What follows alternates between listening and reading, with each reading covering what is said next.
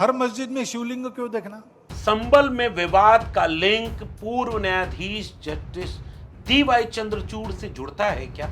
उपासना स्थल अधिनियम 1991 से क्या रिश्ता है जामा मस्जिद के नीचे हरिहर मंदिर खोजने का? क्या डीवाई चंद्रचूड़ ने वो गलियारा खोल दिया है जिससे अभी और आग की लपटें आएंगी और संबल की तरह कुछ और जिलों को जलाएंगी?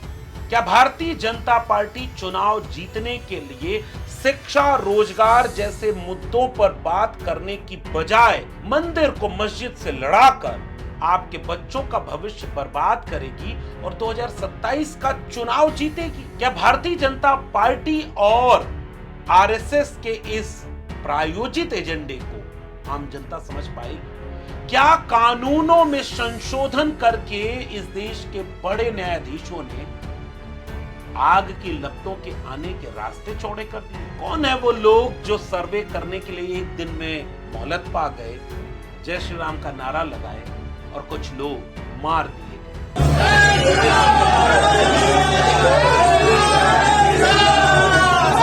इन आग के लपटों के बीच संबल के बहाने उन बिंदुओं पर आज विस्तार से बात करना जरूरी है जिन्हें अगर आपने नहीं समझा तो हो सकता है कि इसकी लपेट में आप भी जल जाएं। इसलिए आखिर तक इस वीडियो को देखिएगा जरूर, जिसमें सिलसिलेवार कानूनी पक्ष और राजनीतिक पक्ष दोनों का विश्लेषण करूंगा। स्वागत है आप सबका डॉक्टर लक्ष्मण यादव के सोशल मीडिया प्लेटफॉर्म।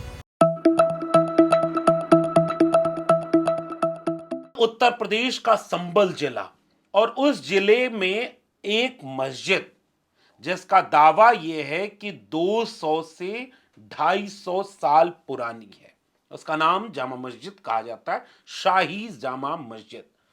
उसमें उसके नीचे हरिहर मंदिर होने का एक याचिका दायर की गई जिला न्यायालय में, और पहले जिस दिन याचिका दायर की गई दूसरे पक्ष को सुने बिना सर्वे का ऐलान हुआ। सांसद ने संसद के गलियारों से आज 25 नवंबर को इस पर टिप्पणी की। घटी है वो साजिश के तहत घटी है और हमें अफसोस है कि इस प्रदेश और देश के अंदर मुसलमान अपने आप को असहाय महसूस कर रहा है और उनको टारगेट करके उनके साथ में जो जुल्म ज्यादती की जा रही है वो अफसोसजनक है। इस प्रदेश और देश में कानून की धज्जियां उड़ाई जा रही हैं। प्लेसेस ऑफ वर्शिप एक्ट जो कि पार्लियामेंट में 1991 में बन गया था, उसके बावजूद उसका पालन नहीं हो रहा। कई सांसदों ने संबल के सांसद जियाउर रहमान बर्क से लेकर के तमाम सांसदों ने यह आरोप लगाते हुए सवाल पूछा कि आपने जिस दिन अपील हुई उसी दिन सर्वे का फैसला क्यों कर दिया, और जब 19 नवंबर को एक बार सर्वे हो चुका था तो फिर दोबारा सर्वे कराने की इतनी जरूरत क्यों हुई, और दूसरे पक्ष को सुने बिना ये आपने सर्वे कराया?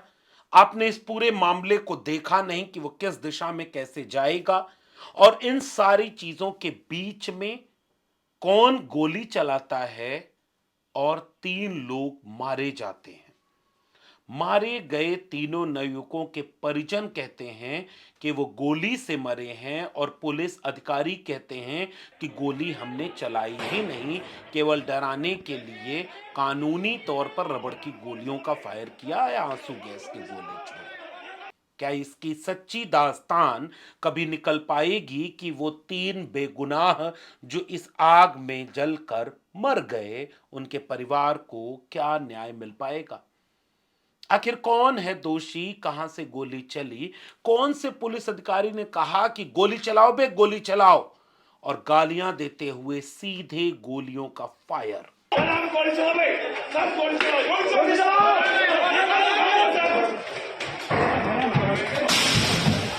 क्या इस पर कोई जांच हो पाएगी? आज संसद सत्र जब शुरू हुआ तो इस पर बात होनी थी, लेकिन कार्रवाई चूंकि स्थगित कर दी गई तो संसद के गलियारों से इस तरह के कई सवाल पूछे जाने लगे।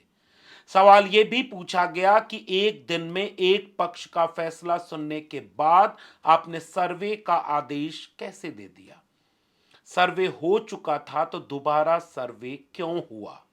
उत्तर प्रदेश में सपा के प्रमुख विपक्षी दल समाजवादी पार्टी के मुखिया अखिलेश यादव ने कल ही प्रेस कॉन्फ्रेंस करके एक सवाल पूछा। कुंदरकी में जो चुनाव में धांधली हुई, वोट को लूट लिया गया, उस पर चर्चा न हो सके, इसलिए ऐसा विवाद खड़ा कर दिया गया है और भारतीय जनता पार्टी की साजिश है। एक सवाल यह भी पूछा जा रहा है कि जब सर्वे कराने जाने वाला एक व्यक्ति भारतीय जनता पार्टी का नजदीकी बताया जा रहा है, याचिकाकर्ता भी वही है, सुप्रीम कोर्ट का वकील है, उसके बायोडेटा में लिखा भी हुआ है और भारतीय जनता पार्टी के चुनाव जीतने पर खुश भी होता है, क्या वो भारतीय जनता पार्टी के पक्ष का पैरोकार नहीं है? उसके पीछे चलती हुई भीड़ उन इलाकों से गुजरते हुए जय श्री राम का नारा लगा रही है और उस समय संभल का पुलिस प्रशासन क्या कर रहा था?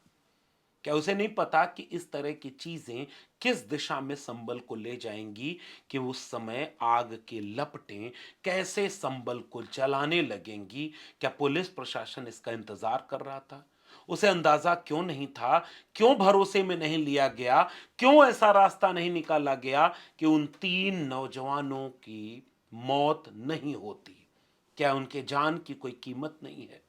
सवाल बनते चले जा रहे हैं, लेकिन जवाब कौन देगा?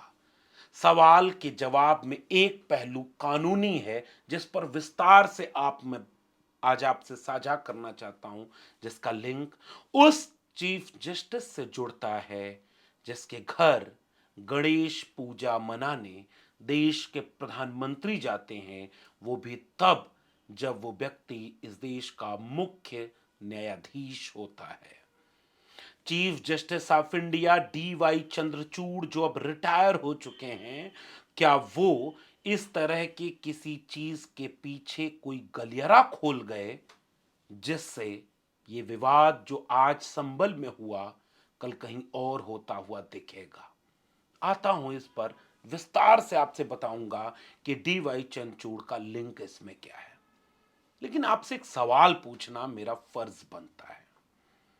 क्या उत्तर प्रदेश में जितने नौजवान हैं, जब मैं आज आपसे बातचीत कर रहा हूं तो उत्तर प्रदेश की राजधानी लखनऊ में दिव्यांग आंदोलन कर रहे हैं। वो आंदोलन कर रहे हैं इस बात के लिए कि उन्हें नौकरी मिले। अस्पतालों के कर्मचारी आंदोलन कर रहे हैं कि जिन्हें कोविड में रखा गया था उन्हें क्यों हटाया जा रहा है। 69,000 शिक्षक भर्ती घोटाले के शिकार आंदोलन कर रहे हैं कि हमारे मामलों को न्यायपालिका की लपेट में रखकर 4-5 साल जो जीवन के आपने बर्बाद किए, जल्दी कोई फैसला क्यों नहीं होता? उत्तर प्रदेश में पुलिस भर्ती का रिजल्ट आता है और ओबीसी से नीचे कट ऑफ ईडब्ल्यूएस की चली जाती है और कोई मेरिट की दुहाई नहीं दे रहा है। उत्तर प्रदेश में 5 साल से शिक्षकों की भर्ती का कोई वैकेंसी नहीं आई। जो अभ्यर्थी जब आंदोलन करते हैं कि आरओ, एआरओ और पीसीएस की शिफ्ट आप चेंज कर रहे हो, नॉर्मलाइजेशन के नाम पर भ्रष्टाचार को बढ़ावा दे रहे हो, आंदोलन के बाद आधा अधूरा फैसला आयोग झुका कि एक शिफ्ट में अब परीक्षा होगी, लेकिन अभी तक आरओ, एआरओ का एग्जाम नहीं हो पा रहा है।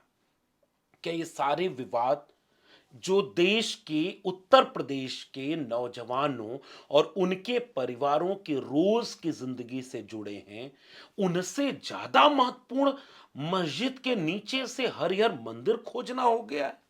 मैं आपसे ये सवाल करना चाहता हूं, क्या आप भूल गए कि उत्तर प्रदेश के नौजवानों ने हजारों की तादाद में रात दिन एक करके आंदोलन किया कि हमारी परीक्षा में भ्रष्टाचार मत करो।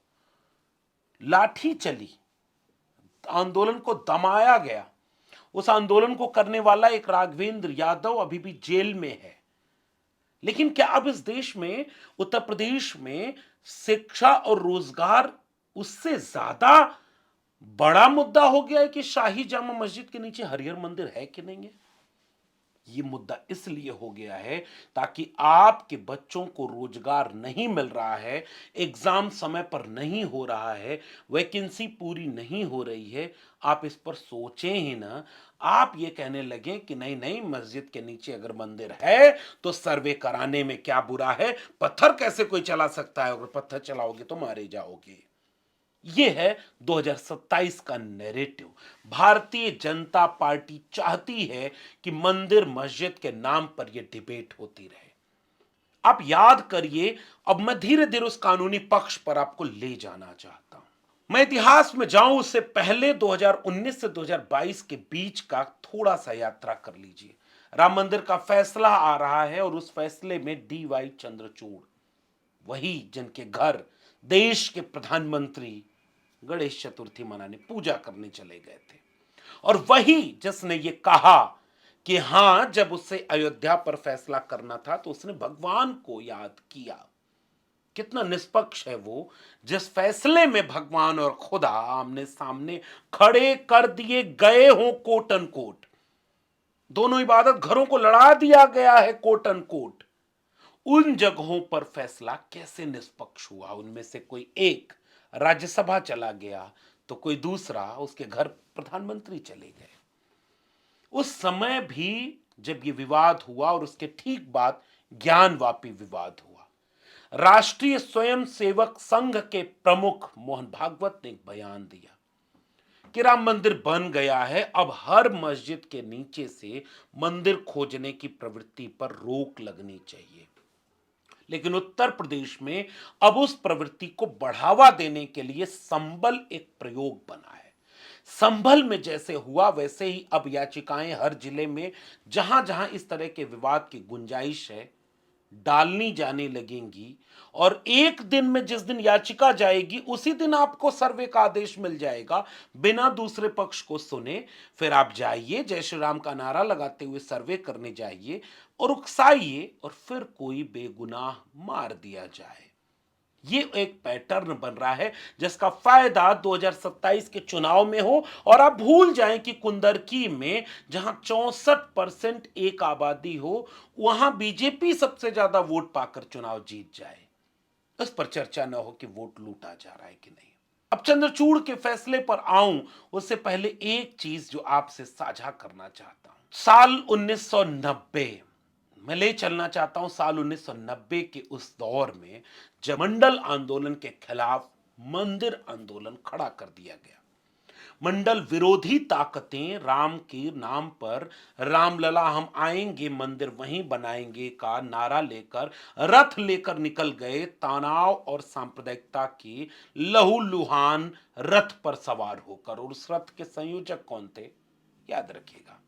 और वो रथ जितना चलता गया विवाद बढ़ता गया, और उसके बाद 1991 में एक कांग्रेस की सरकार जब आई तो PV नरसिम्हा राव ने एक अधिनियम बनाया जिसका नाम रखा गया उपासना स्थल अधिनियम 1991।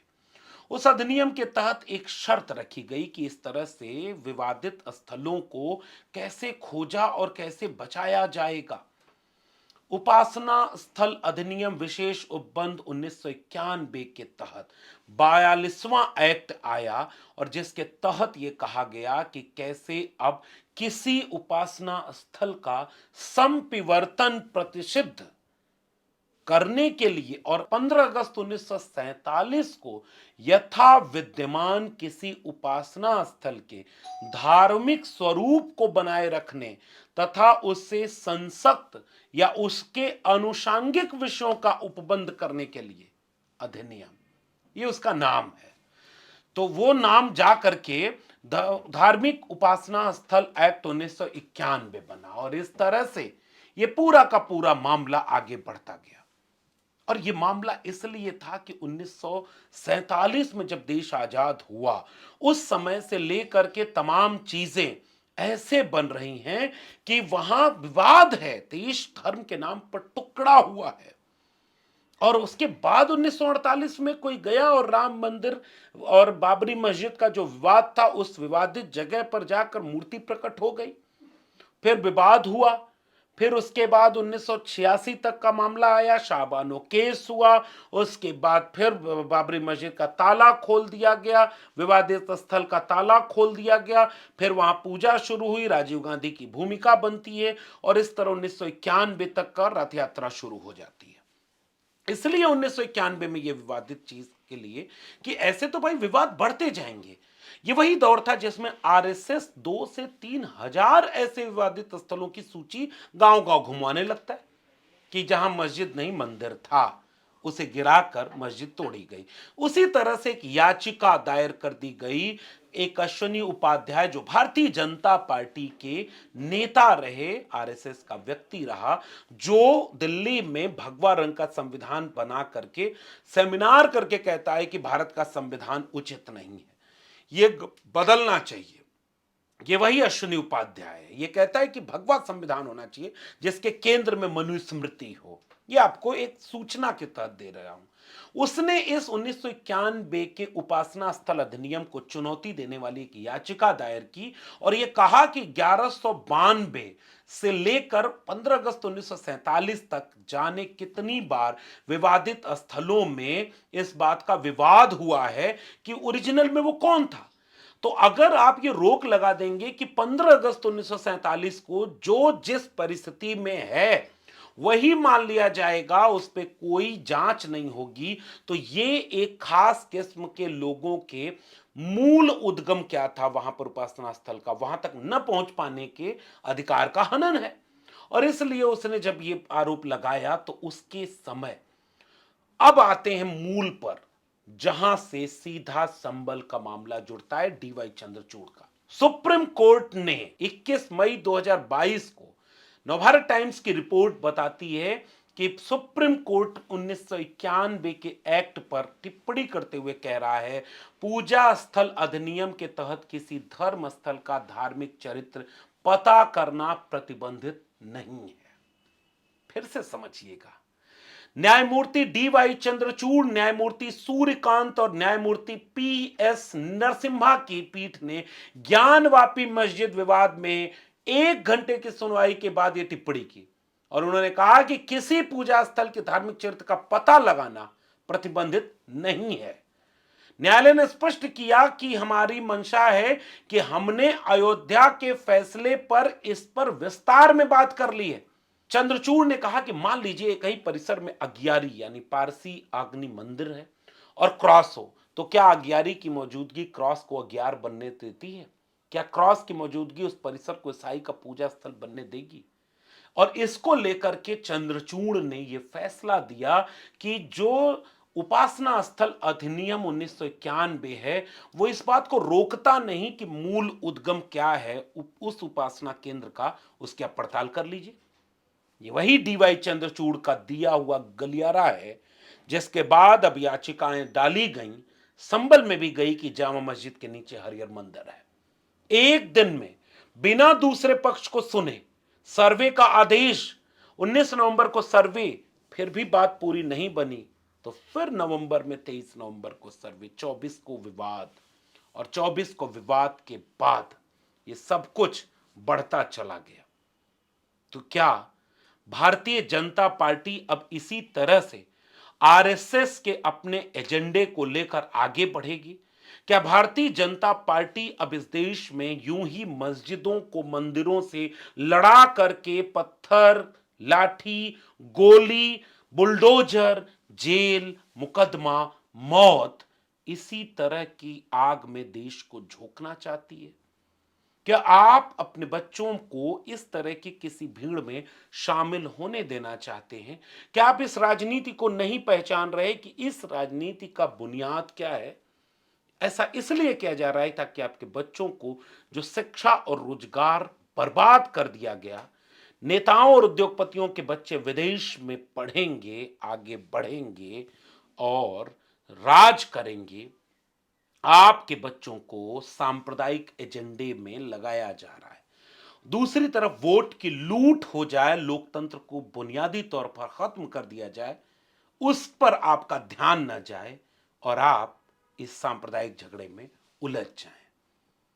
विचार करिएगा कि आप इन बुनियादी तथ्यों को कितना समझते हैं और सोचिएगा कि इस आग से बचना कैसे है आपको, क्योंकि ये आग 2027 के चुनाव के पहले तक लगाई जाएगी, क्योंकि पीडीए का जो एक नारा, संविधान का विमर्श इस देश में, उत्तर प्रदेश में खासकर मजबूत जो हो रहा है, उस विमर्श को कैसे धर्म के नाम पर विवाद पैदा करके कमजोर किया जाए और इन्हीं दलित, पिछड़े, आदिवासी लोगों को इसमें होम कर दिया जाए। इस राजनीति को उत्तर प्रदेश के लोग कितना समझेंगे, कितना इस राजनीति से बचेंगे और भारतीय जनता पार्टी के इस खेल को कितना परख लेंगे समय रहते, आने वाले दिनों में इसका इम्तिहान होगा।